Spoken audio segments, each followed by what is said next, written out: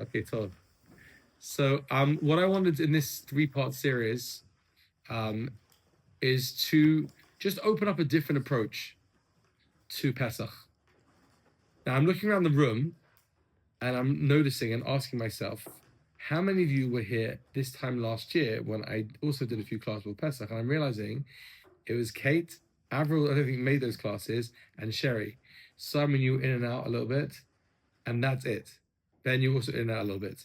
So there may be a few bits and bobs that because I was thinking to myself chaval not to speak about these things because they're so great. Not that I'm teaching they're great, but the topics are so important. It'd be a shame not to go over them. And so you're going to do what's called chazara. Do you know what chazara means?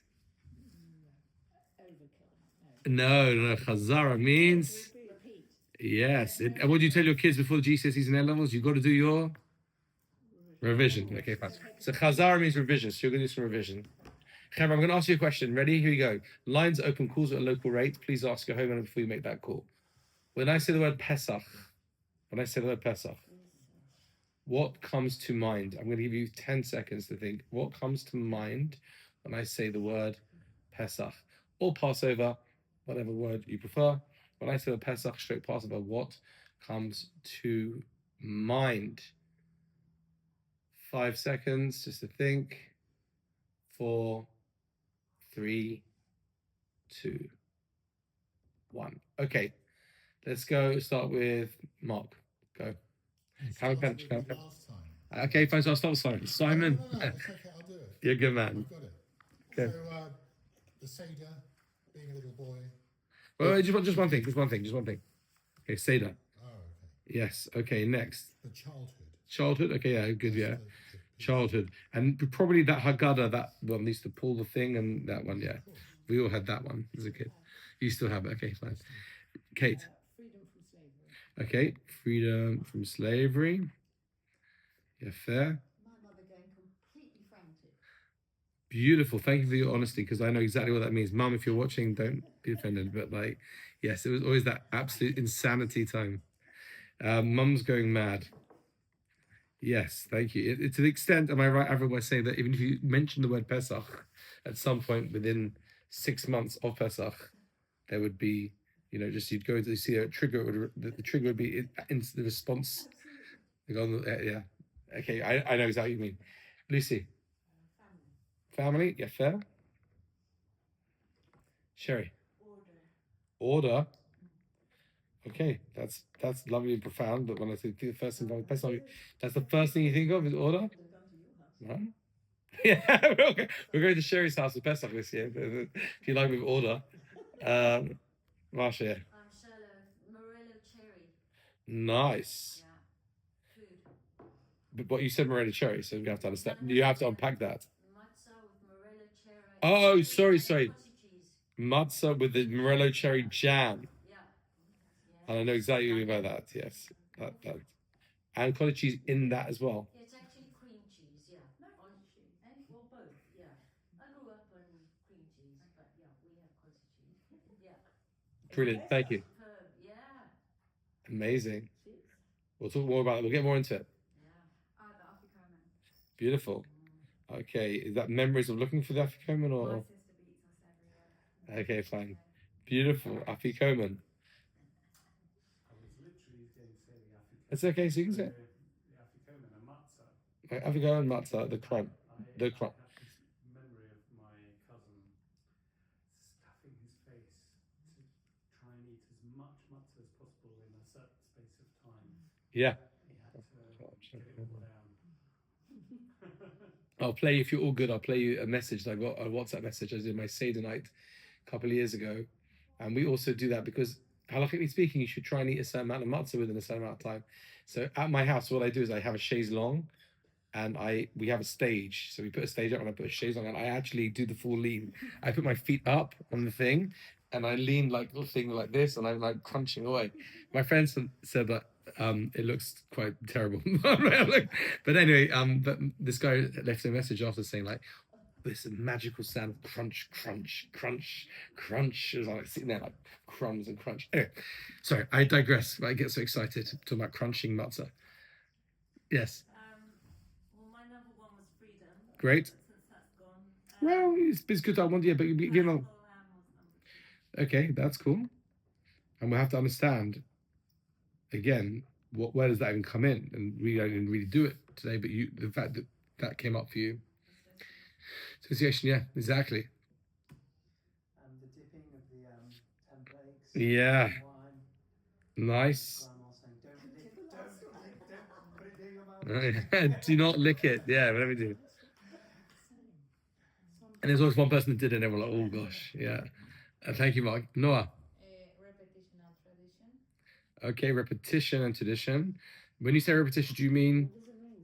when you say repetition, do you mean like the fact that we? Because every year we do the same singing, same prayer, same song. Nice. Okay, beautiful. So it's almost like familiarity. Familiarity, yeah. It's like one of those things that like marriages have like, kind of clashed over, what tune you do for Kilo Na'er or like what tune you do for Chad Kadja. It's like, no, that's not what we did. Like, yeah, we've had that in our house, that's for sure. Rachel? Yeah, I grew up in a kibbutz, so for us Pesach was for about 500 to 600 people in a big hall with long table, and we had to make it all ready and blah blah blah. So it was a remarkable time. Which kibbutz? Kibbutz Na'an al Yad Rehovot. Na'an. Na'an. Na'an. Next to Rehovot. It's after a very big Arab village next to us, which was called Na'ane. Na'an. So they took this And it became word kibbutz and Na'an. into Na'an. Yeah. And Nun It's lucky there was obviously, because of Pesach, there was no bread there, because they need to have naan bread in their Pesach. Terrible joke, sorry everyone, but no, rubbish. No, it's a rubbish joke, by the way. I'm quite good at rubbish jokes. Sorry, yes, okay. But thank you to Rachel. So for you, it's the memory of like a big, like, ulam, lots of people, everyone, yeah. Wow. And Reb Simon? For me, it's Ben Gurion's speech to the United Nations, which we say every Pesach. About the Mayflower? We know the exact time, the exact date, the exact... It's in the bright blue siddur somewhere. The Shai siddur. The Shai siddur, yeah, there's upstairs, yeah. Yeah. Okay. Do people interested in what that is? Do you want? Okay, Shall I so go and get it and read it? It takes 2 seconds. okay, well, why not? We can definitely share that. It's actually it is somewhat pertinent to what we're going to talk about today. The background essentially is that David Ben-Gurion, when he spoke to the United Nations, he said, you're here in America, and who founded America? They say, well, the founding fathers, and you say, well, they left on the Mayflower from Plymouth, and they'll say, well, do you ever know what date it was? And they'll say, they might know the date. It was somewhere maybe in May 1620. And they say, do you know the names of any of the people that were on the boat? And they'll be like, no. No one knows any names of anyone who was on the Mayflower. No one knows exactly what time they left Plymouth and how long the journey was and what date they actually arrived in England, in America. Like, no one knows those things. So what David Ben-Gurion was saying is that every single year we get together and we know the date, the time, the people. There's Moshe, there's Aaron, there's Miriam, there's the whole thing. And this is that we've had it for every generation.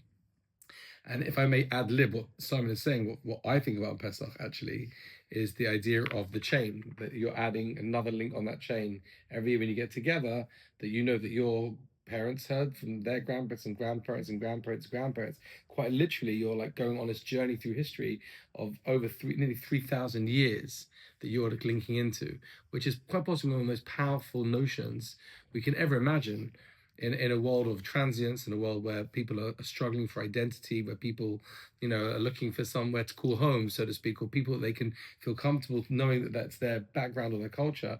And we know that we're just part of something huge. It's quite an amazing feeling. So these are all the themes that you've come up with, say the childhood, freedom from slavery.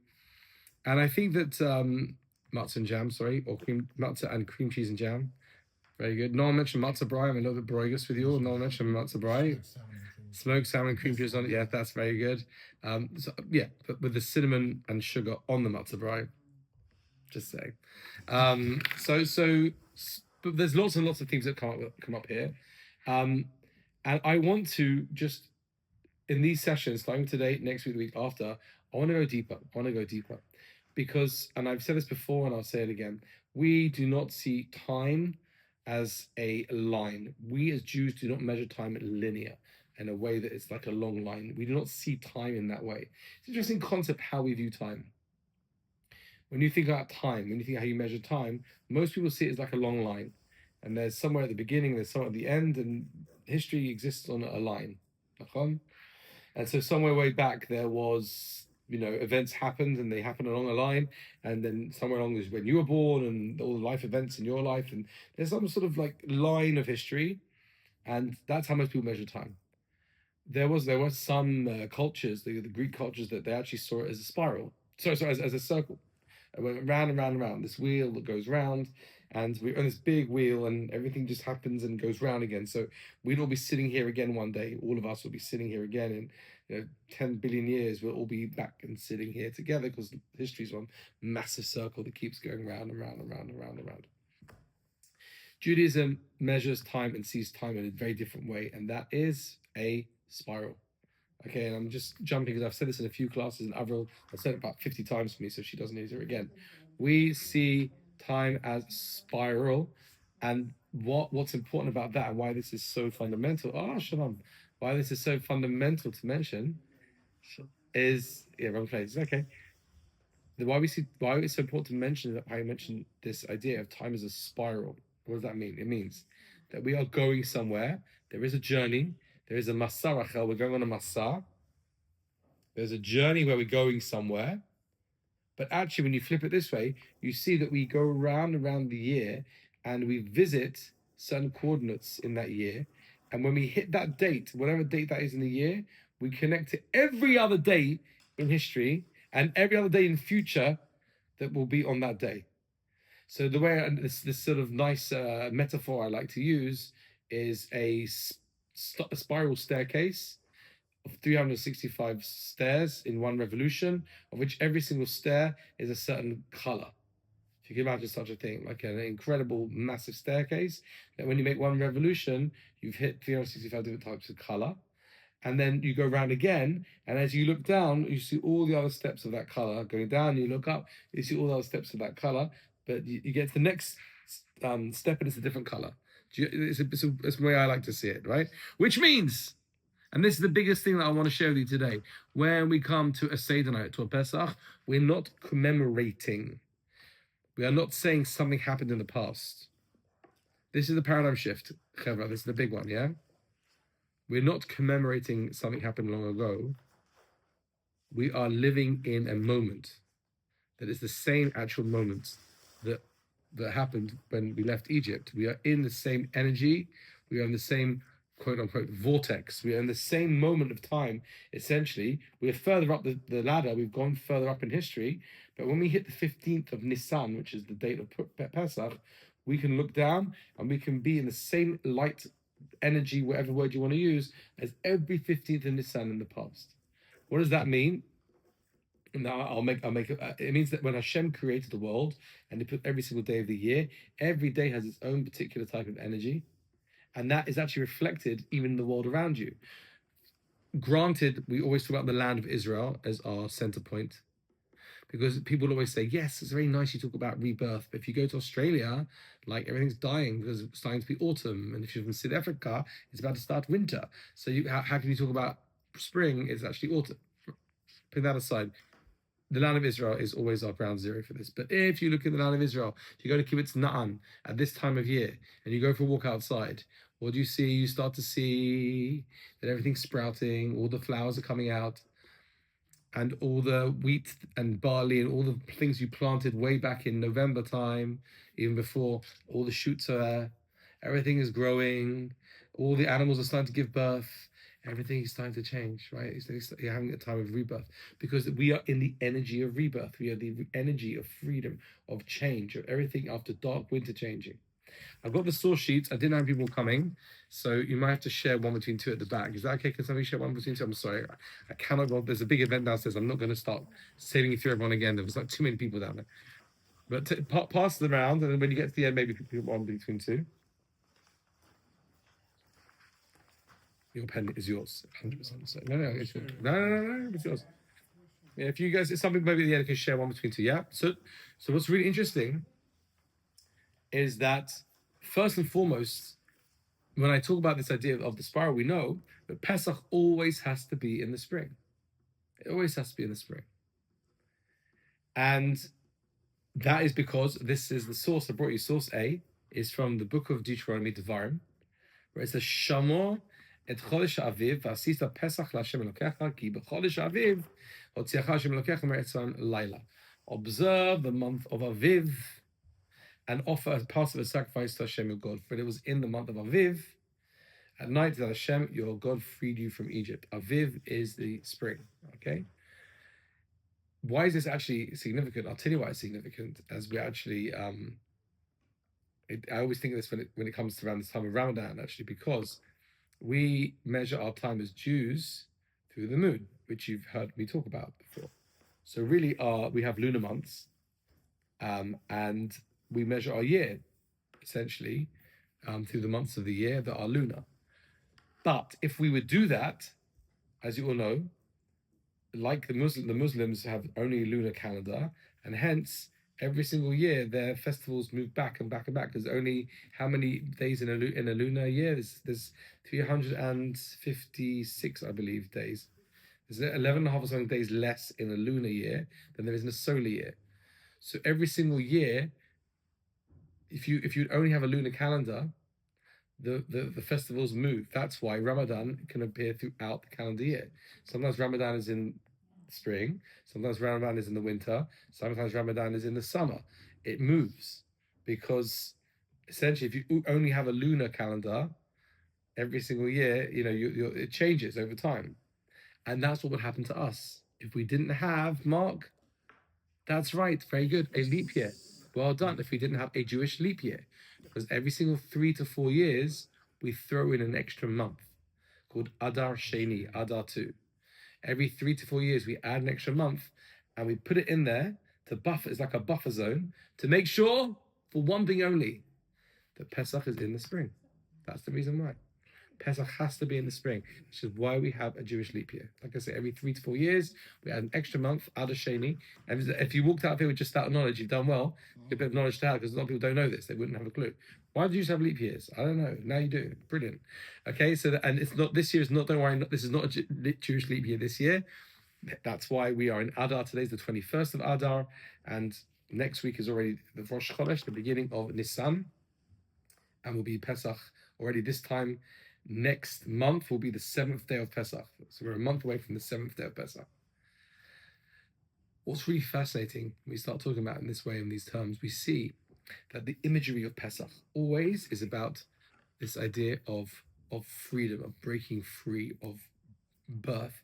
And what's fascinating, by the way, is even in the word for the month. Now, Rachel is our resident Israeli, as is Simon. Any other Israelis in the room? No? Okay, so you might have to not answer this question immediately because you'll probably get it. But it's fascinating, the word Nissan, not to be confused with the car manufacturer from Japan. But Nissan is the name of the month. What word might you hear in that word Nis? Oh, yeah. Rachel, you're amazing. Yes, Rachel, you got it. יפה מאוד.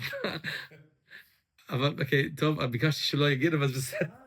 לא הבנתי, זה לא, זה הבעיה שלי שלא אמרתי. But yeah, the word, very nice, Rachel said, is the word Nisim. Do you hear the word Nisim?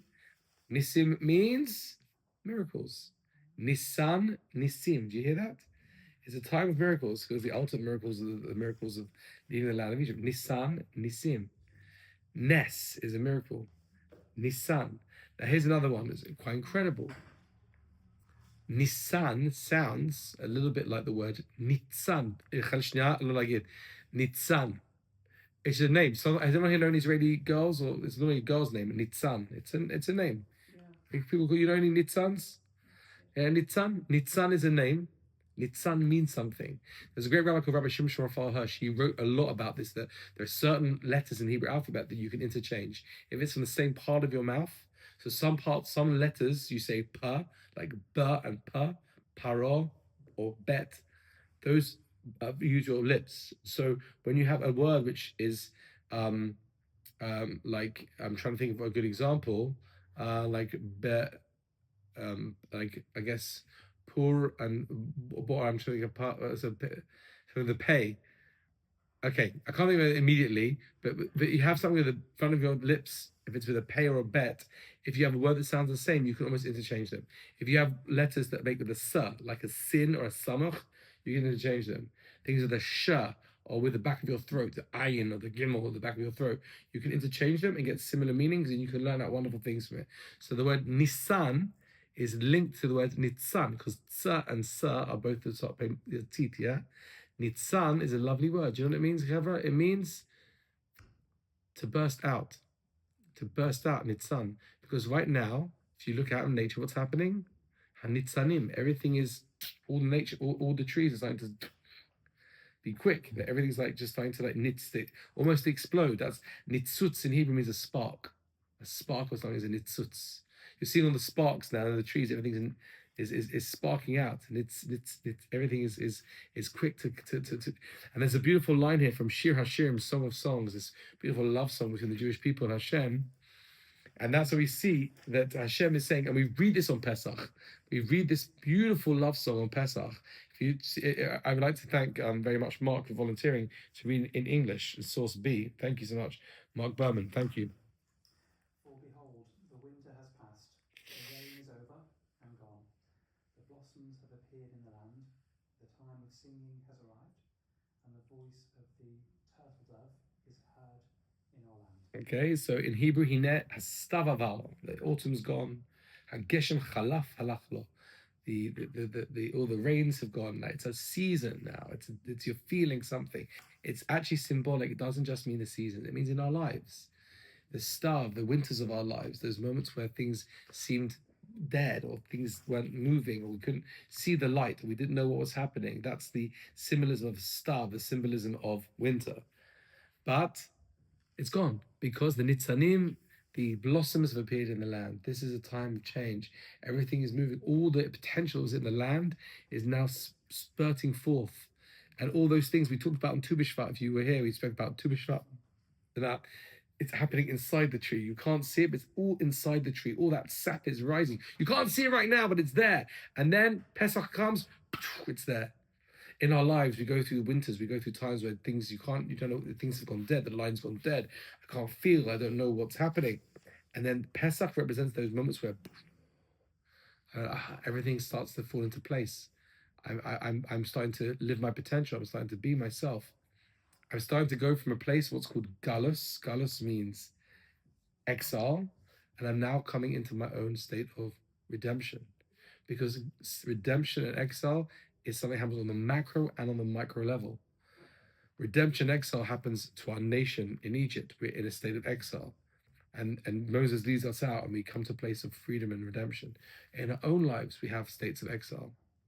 What does that mean to you? If I say, I'm not going to ask you necessarily to say out loud, but if I ask you, what does the exile state mean to you? What does an exile state mean? When I ask you, where are your exiled states? Where are your exiles? What are your exiles? How's your mindset when you're in exile? And how's your mindset when you're in redemption? How do you feel when you're redeemed? When you're a place where you're able to move out from those dark exiled places? What does that feel like? How does that look? Pesach is inviting us to tap into this redemption mindset, in a very, very deep and powerful way. As I said, yes, it's talking on a very, very, very macro level. The Jewish people were enslaved in Egypt, and we emerge, and we do all the amazing things that you all mentioned. We eat the matzah with the morello cherry jam, and we have the foods, and we have the singing, and we have the enjoyment and the seder and the afikomen and looking for the presents, and we have all these things which are incredible. But at the same time, in a very deep way, we're in that spiral, we're in that moment in time, we're actually able to connect to this energy of nitzan, breaking free from all those things that are holding us back, all those things that are limiting us, limiting beliefs, limiting thoughts. I can't do this. I'll never do that. I won't be able to. I can't. I hear so many people say to me things like, Rabbi, I'm not a spiritual person.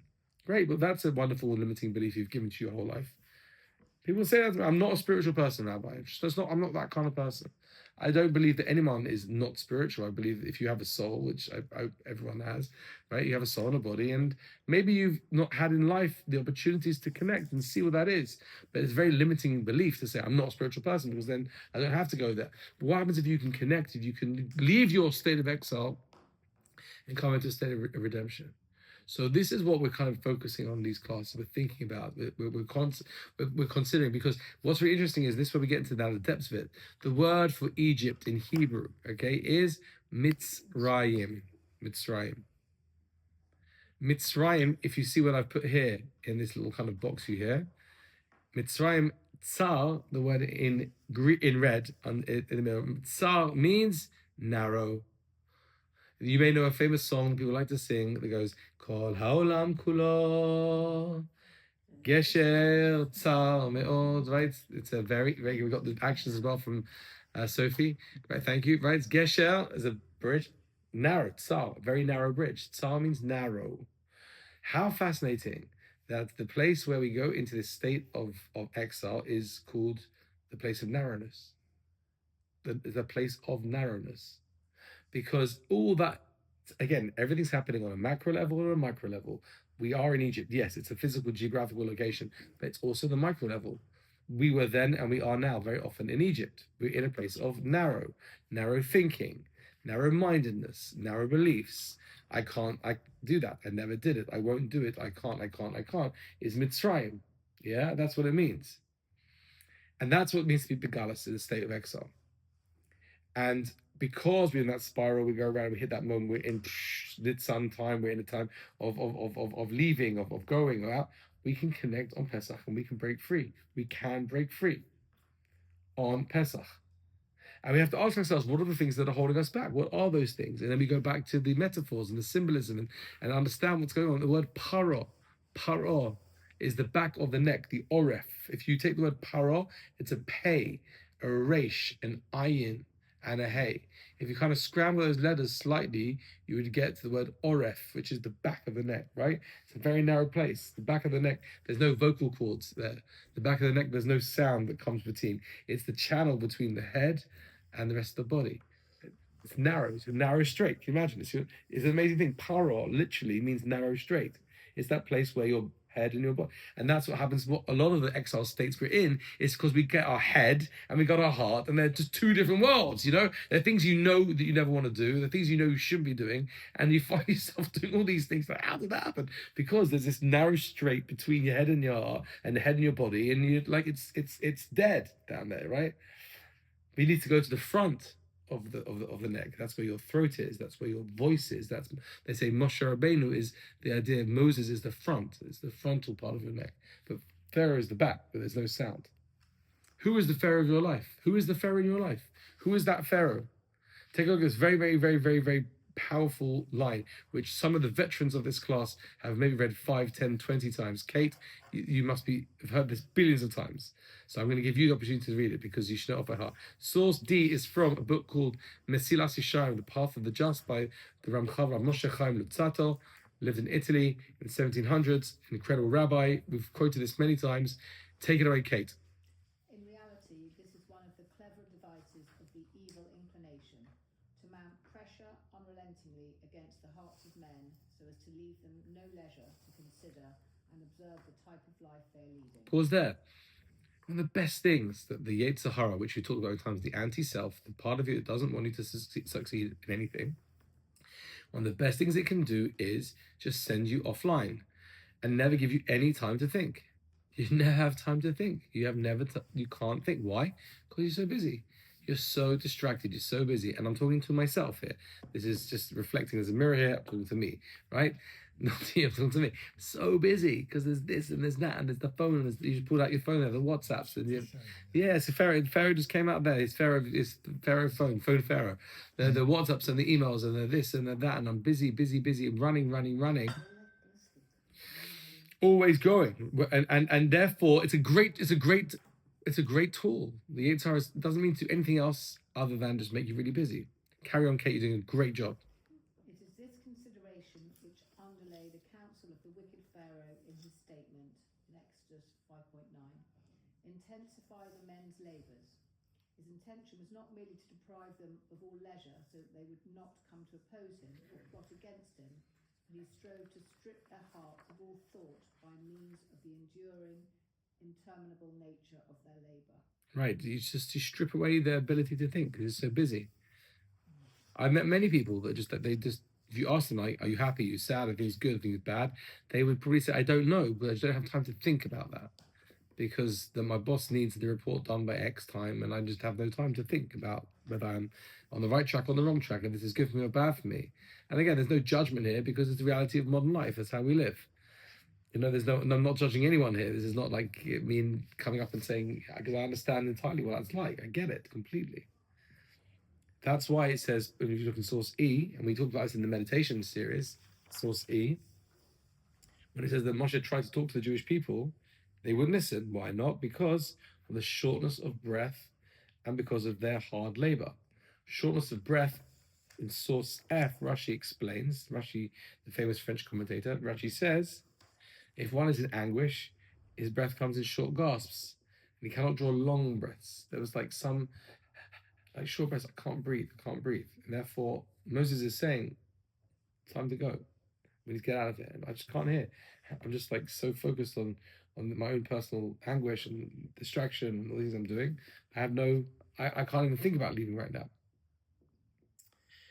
That is what, again, we've got lots of things we mentioned about Pesach. We mentioned Seder again, childhood, family, order, Afikomans, Paschal lambs, right? Which is a fascinating thing. Again, the idea of the Paschal lamb, what that represents. Maybe next week we can even dig in a bit deeper about what the lamb is and why a lamb and why all these, sort of interesting things we have to do when we leave the land. Dipping our fingers in, these are all amazing things, but Pesach is actually much more than that. It's an invitation. It's an invitation. Every year you get an invite. And that invite says, do you want to break free this year? Do you want to break free from all those habits and those thought patterns and limiting self-beliefs that are holding you back? Do you want to do it that year? Welcome to Seder night, it says. Because, and by the way, we will talk about this in the future sessions, because you'll tell me, I say, well, very nice, Rabbi Dov. My Seder night's an absolute balagan. Everyone's shouting and screaming. The kids are crying. Everything's going mad. I don't have time to think about any of this. You're crazy. We're singing Dayenu Chad Gadya. Where is the time to do any of this? So I'm going to speak about giving you opportunities during Seder night to actually stop and actually have a moment. And I'm going to invite you all at your Seder nights, which I think will be amazing this year, your Seder nights, for you all to stop and everyone do a time out. Say, okay, everyone, can we stop a second? Everyone should just have a thought just take 5 minutes out and ask yourselves, what are the limiting self-beliefs that you have? What are the things that are holding you back, guys? What are the things that you feel that you don't want in your life? Because actually today is Pesach, and you know what that means? It means that we have an invitation. We're standing in a moment in time where actually we are almost being washed over with an energy that allows us to break free like no other time of the year. Who wants to join me in this one? And they'll be like, they're off their rocker. But if you're lucky enough, they won't. They'll be like, yeah, that sounds cool. That's a bit more interesting than just the regular sort of whiz through and then eat the food.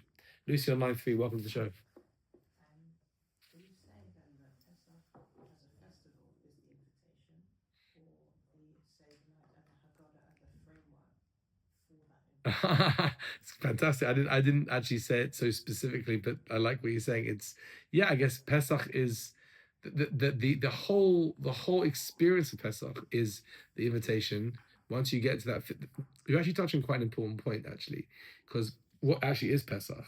Because really, some people say that really the whole crux of Pesach is the Seder night.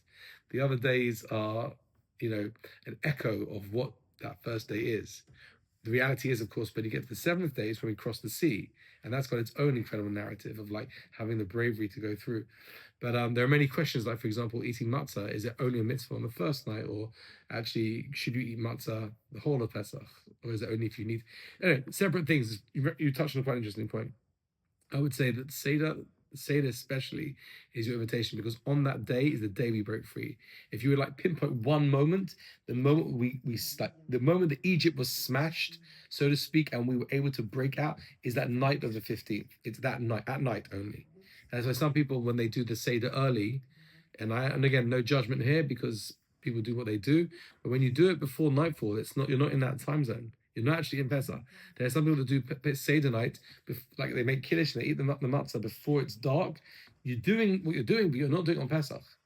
Because only once it's dark and you're in the vortex, you're in the zone, you're in the energy, only once it gets dark are you in that moment in time. So it's an invitation And the whole of, I guess, the whole Seder night and this, as Sherry said, the order of Seder night, the things we're doing somehow are there to open us up. We'll have to go in next lessons. We'll go more into detail about how the order does that. But it's a festival of, I guess, it's inviting us to go a bit further than just what the Haggadah says. We have to do a bit more than just read the Haggadah. We have to take a moment for ourselves. We have to think about what's going on. Yeah. There's actually a whole order, maybe you'll bring this next week, but the psychological process, have you seen that of going through the order, so what each part means emotionally and psychologically to breaking free? I actually wrote an article in Shamos a few years ago. I can bring it. Please, that would be amazing. And then not just that, can we share it on the group? Sure. I'm Please, on the group, but I'll send it. why are you in the group? I'll add it. I don't know. I've never added it. Okay, you have to be in the I'll- group. I'll Okay, fine. bring it. Will you? But then can I share on the group as well? Because that would be amazing. Yeah, This is what it's all about. That's what taking a yeah. moment, Get out. taking a moment to think about these things. It's but it's all yeah. It's It lays it out very yeah. clearly. Beautiful. So what I want to do is in the 50 minutes we got left is maybe we could do like a meditation now. I said we were going to try and bring some meditation because I know people have enjoyed the meditations. So I thought maybe we'd just like start today with like a sort of a kind of intro to this theme meditation. And I wanted to just start, what I want to actually focus meditation is actually today's class is to focus on a line we say in benching, which I was thinking, by the way, Avril, I don't know if you think this is a good idea. We're thinking about what we're going to do in the summer for this class. I was thinking about maybe taking a few things that we do all the time, like benching, for example, like Birkat Hamazon. Everyone knows the na, na, na, na, na, na. But like when you actually what the words mean, what we're saying, a lot of people, I don't know. But it's like, na, na, na, na, na, na, na, na. So the question is, what do we say when we bench? Nodeh lecha Hashem Elokeinu. Right, but what do the words mean? Look at this, interesting. It's the second paragraph of benching. Nodeh lecha, source I. Nodeh lecha Hashem Elokeinu, al shinchalta lavotenu, eretz chemda tova urechava. That's the word I'm looking at. Now, think about this, how interesting it is. Mitzrayim, what do we say Mitzrayim means? Help me out, guys. We said it a few minutes ago. Mitzrayim has tsar in the middle. Tsar means? No. And we're going to the land. What's that land? It's a land which is Tova Urechava. Don't say it. Rechava means what? Rachav means? Shnechad. What does Rachav mean? Rachov, very good, same root. But Rachava means wide.